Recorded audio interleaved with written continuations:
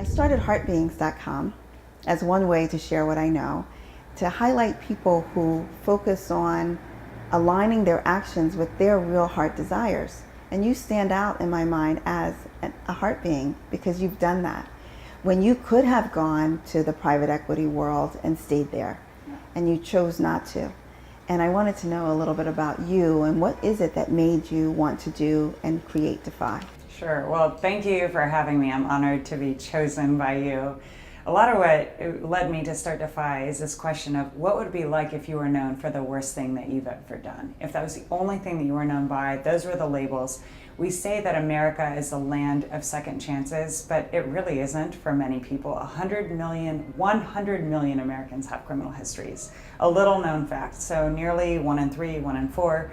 And many of these people, not all I know, and many of them are ethnic minorities. And the injustice in this country, the injustice in our criminal justice sector is really, it's amazing that it's allowed to continue in this way. Studies show that whites and blacks use drugs at about the same rate. Michelle Alexander wrote a whole book about this called The New Jim Crow. And yet, if you are white or you have money, your chances of getting off the hook are great. If you don't have the economic means, or if you're a person of color, your chance of getting so much extra time and never being able to shake that off, never getting a real legit second chance in your life, that's probably what is going to happen. And so I hate the disparity, and I hate that many people, I believe that many people who serve time represent America's most overlooked talent pool, and I hate it that they don't get a real chance to go out there and succeed after they're released from prison. That is amazing. The facts that you've given were truly amazing. What is it about you and or your background that draws you to this? I mean, there are other people who read the facts, but you wanted to do something about it. Do you know what's triggering that? I think that part of it was from my upbringing and the way that I was raised. I'm a French-Canadian immigrant to the United States. I came over at the age of 7, but my dad was an immigrant who moved to the Americas with $200 in his pocket. And so he always liked to defy the odds. He liked to challenge convention. And when we came to America, we came here knowing that this was like the amazing land of opportunity. And so I love it that it is a land of opportunity, but not for all people. And my dad always taught me, like, when you see a problem, you can complain about it, or you can actually find a solution to that problem. And so I was raised by a very entrepreneurial father who's an inventor, who taught me at a really early age to come up with solutions for things. So when I heard about the injustice in the prison population that takes place every day, I actually was not compelled to do anything about it at first. But at the age of 25, I changed my values. I started to believe in God and put my money where my mouth was. And I started to ask, like, why am I even on earth? Like, what is my purpose in life? And when I was 26, I was invited on a prison visit. And my first response was no thanks, because the only interaction I'd ever had with anything criminal was that when I was 12, a good friend of mine was brutally murdered. And so I thought that anyone who was locked up was like the scum of the earth. I thought wild caged animals, like, I'm not interested in going on some prison visit in Texas. I was working in New York for a private equity firm at the time, so why would I fly out to Texas to go on a prison visit? But the woman who invited me was very persuasive. She kind of looked like me, and I just thought, why is this woman involved in this stuff? And she told me that some of the most amazing stories of redemption were right there behind prison walls, and they had never had an opportunity. They didn't even know what it looked like to go legit. And so I flew out to Texas, went on that prison visit, and immediately was convicted over the hardness in my own heart, the way that I would look at other human beings and label them as being bad or something. And wearing my venture capital hat, when I started to realize the things that landed many of these men and women in prison in the first place, I realized that I was not looking at a pool of aspiring entrepreneurs. They were proven entrepreneurs who had used their amazing charisma and skill sets just to sell something illegal. So I asked the question, like, what would happen if they were equipped to go legit with their skills? And that's when I left at the age of 26, 27. I left making a lot of money. more than $200,000 a year, which was a lot for a kid my age. Wow. And I jumped ship. I moved to Texas and I started what was called Prison Entrepreneurship Program. Wow, that is incredible. That is just incredible. You had all of the trappings of success here, over $200,000 in New York, and you just decided to leave. A lot of people thought I lost my mind. I asked myself if I had lost my mind. But you felt you had a calling? I didn't even know that this was my full-on calling, but this was, it certainly is now. But it was something that I could feel my heart buzzing over this. My heart was buzzing and burning over the opportunity and over the lack of opportunity that people are given. And so I wanted to do something that might help to level the playing field at least a little bit. That's really wonderful. There's so many people that have a little buzz in their heart and they ignore it. I know, and I think all the time of the missed opportunity. Like, had I missed that, maybe I would still just be doing some other deal on Wall Street or in venture capital, making more money. But this has certainly not been the easy route, but it's been an extremely rewarding journey. That is truly wonderful. I'm just so touched. And I think you're an example. And I want to say to the audience, we should support people like Catherine. We should support Defy.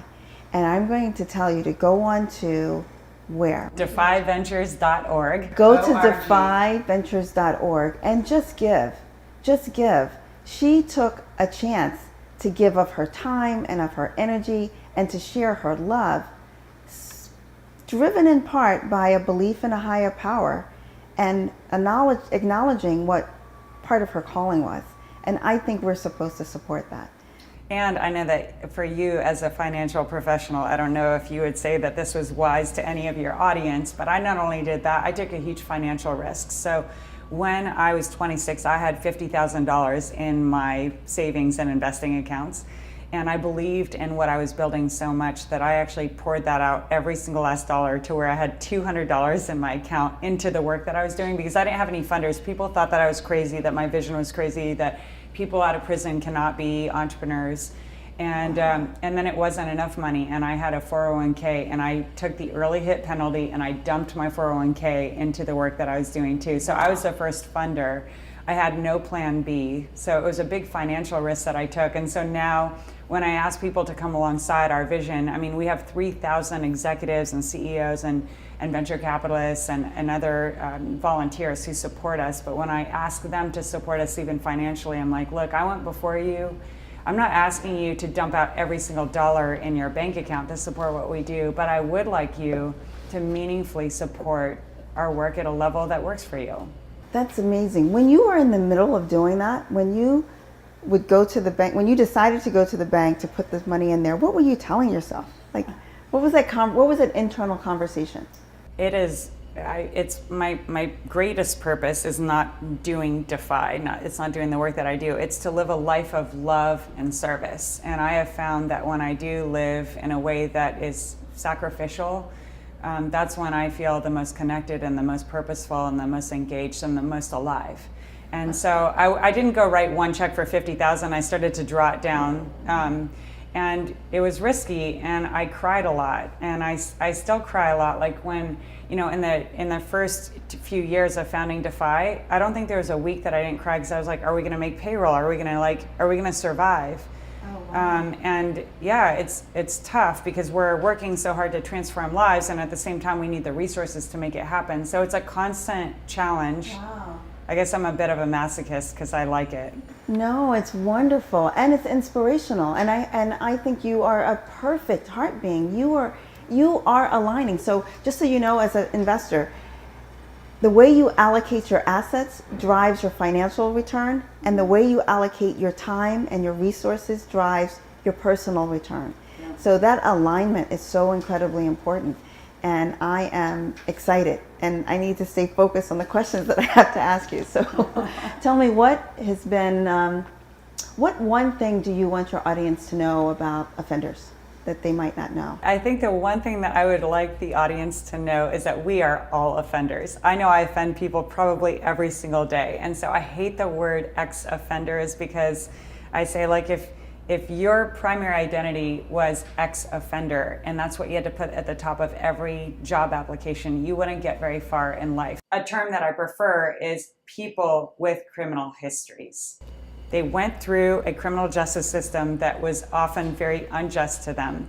They paid their price, their debt to society, and I believe that they really represent America's most overlooked talent pool. So many people who go to prison have amazing skills, entrepreneurial skills, sales skills, customer service skills. Like if you're running a drug ring, you have to understand how to sell your product. You have to understand profitability. You usually have great management skills. You know how to make your customers happy.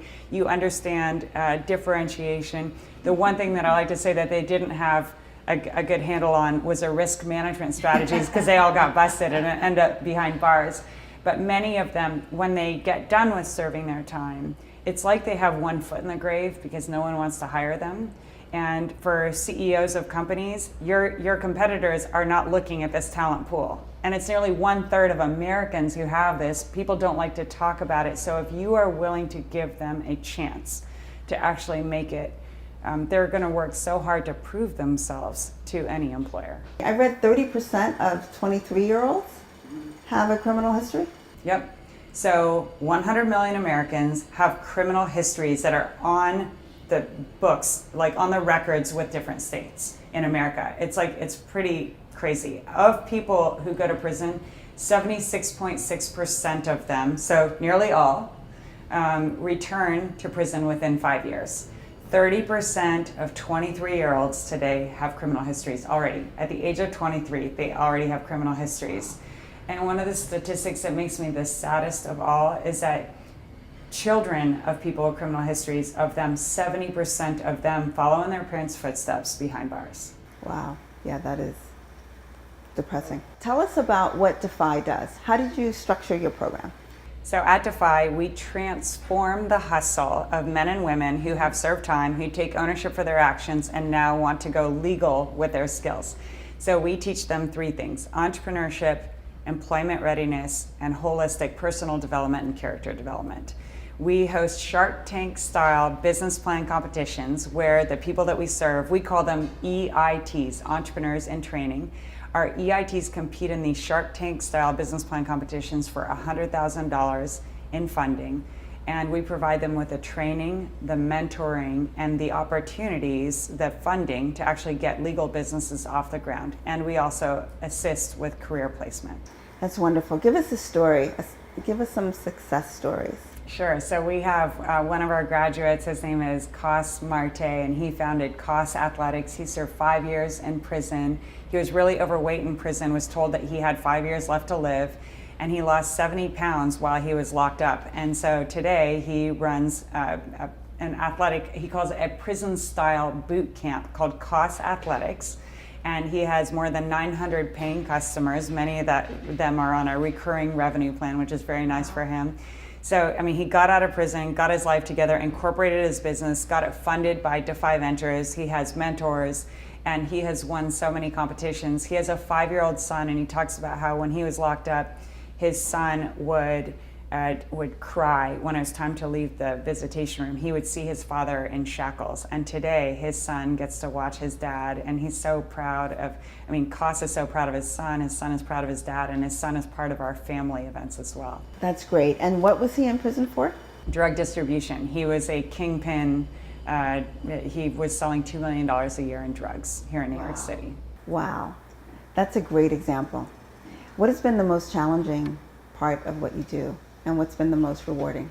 I would say that the most challenging is that as many amazing supporters as we have, and a lot of people think that this is a great idea, there are people who really like to contribute to injustice, and there are some people who try to tear down good work all the time. So there are some people who don't think that our population should get a second chance. And so dealing with the haters is probably one of the hardest aspects. Do you have an example of that? It's hard to imagine that somebody would want to tear down what you're doing. People make attacks or false claims or just say, oh, that sounds too good to be true, or they make accusations of all sorts that well, they're not true. So people try to tear down our name, the image, the very good image that we do have. Wow, I'm really sorry to hear that. Well, you know what?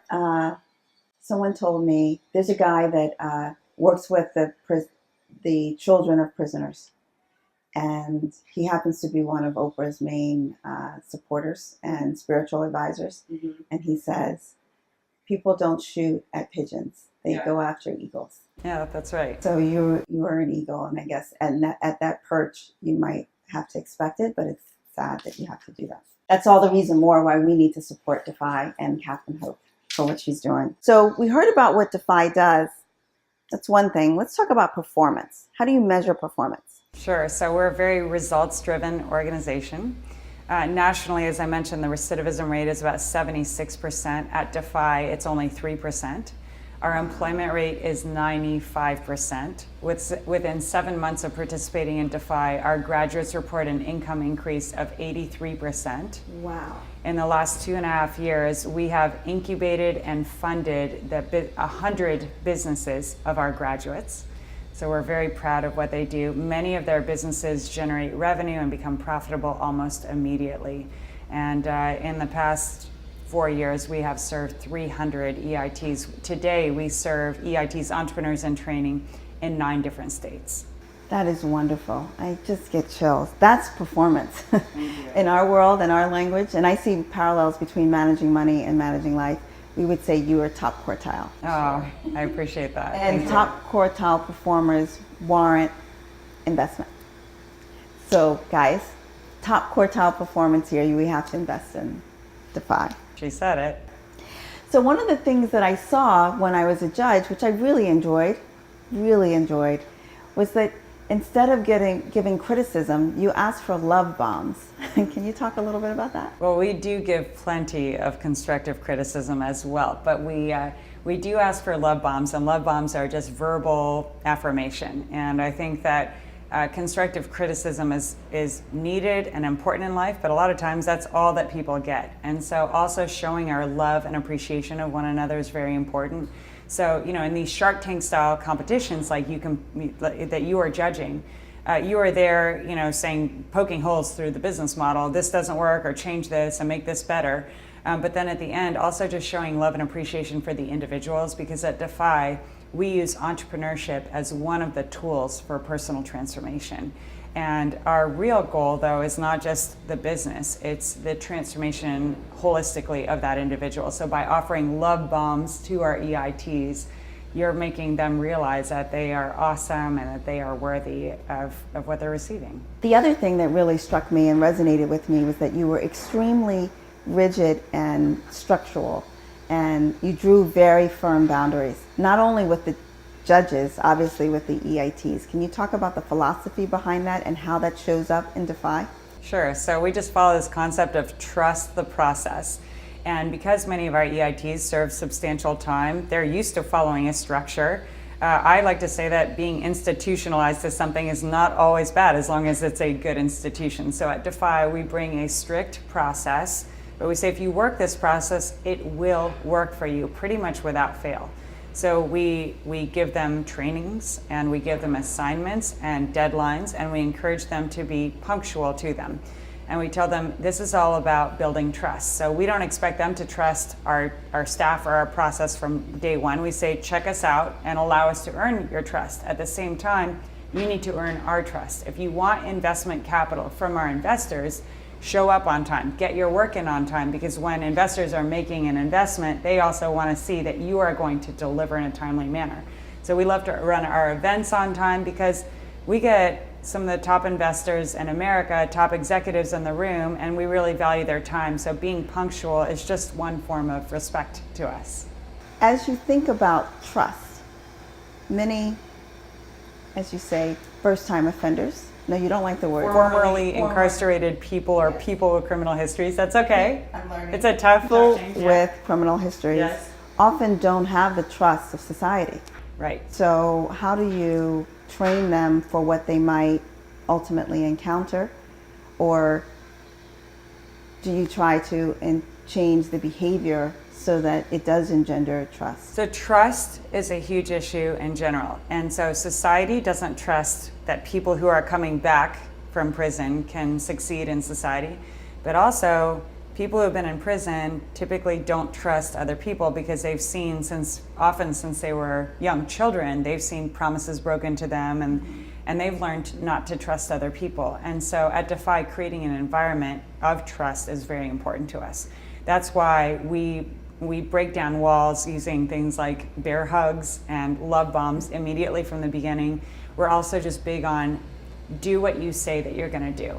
So don't just trust me immediately, like watch me first, and you make your decision on whether we're trustworthy, and we're going to do the same exact thing with you. And so because Defy is such a rigorous year-long training program, we can see what they're doing. And you know what? Not everyone that we serve at Defy is trustworthy. They don't all rise to the occasion. Those ones don't make it through the program. But the ones who want to learn to rise up, and they do meet their deadlines, and they build that trust, and then they're the ones who win the investment capital and the best opportunities. That's great. And it's a year-long program? It is. And they don't have to participate in the full year. So there's a 1-month introductory training that anyone can participate in from anywhere in the country. We have online training videos, and then they participate in peer group meetings, mentor sessions, and if they live close to one of our hub cities, which currently are in New York and in San Francisco, they can also participate in in-person events. So they go through a 1-month introductory training, and then if they like it, they can enroll in the academy, which comes in 3-month phases. So when you met them as a judge, they'd only been in Defy for 3 months of the academy. oh, But then they go through the first 3 months, and if they want to proceed, they can keep doing the next belt, which is another 3 months. And then there are a bunch of belts that they continue, and then they get promoted and bigger prizes. The more that they show us, the more trust that we have in them, the more privileges they earn.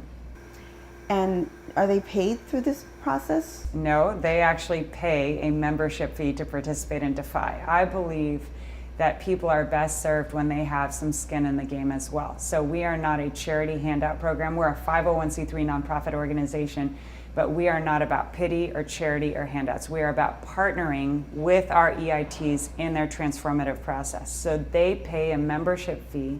We give them opportunities every month to earn it off themselves so that many of them are able to make more money through Defy than they actually pay. But we see that they want to have that upfront skin in the game.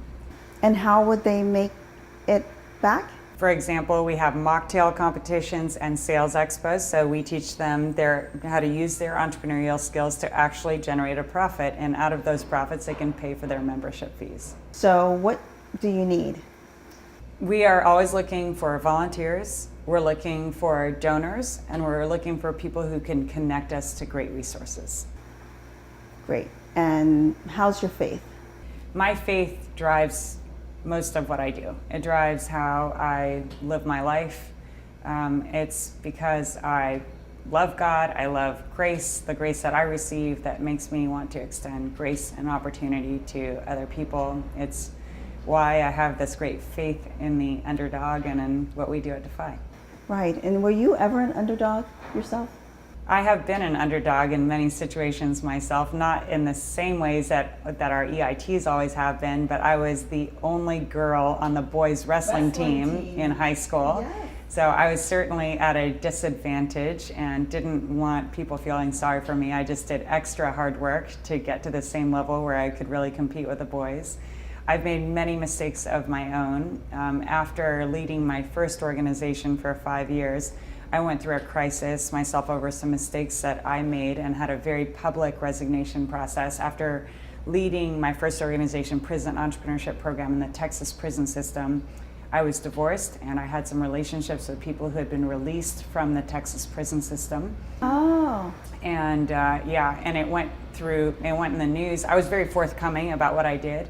And as it became known in the news nationally and then even globally, this was 6 years ago now, I was covered in a thick wall of shame. I wanted to kill myself. I didn't know what to do with my life. And it was people who came around me and said, "You've been talking about what would it be like if you were only known for the worst thing that you've done. What are you doing next? We stand with you." And it was through their support that I moved back to New York City and started Defy Ventures, which is my 2.0 effort. And I've had so many second chances in my life that this is why I'm so passionate about second chances and underdogs. And I've even had a chance to get remarried a year and a half ago, and so now I get a second chance at being a wife and just at life in general. So I'm really grateful for the chances I've had, and I'm very grateful when other people in America want to join with Defy in extending chances to our underdogs.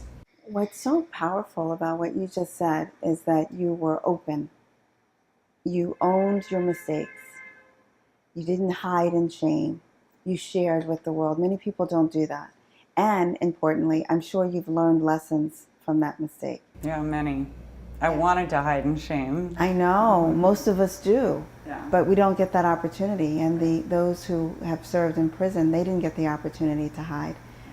But what do you do in the dark? And what do you do when you're at the low?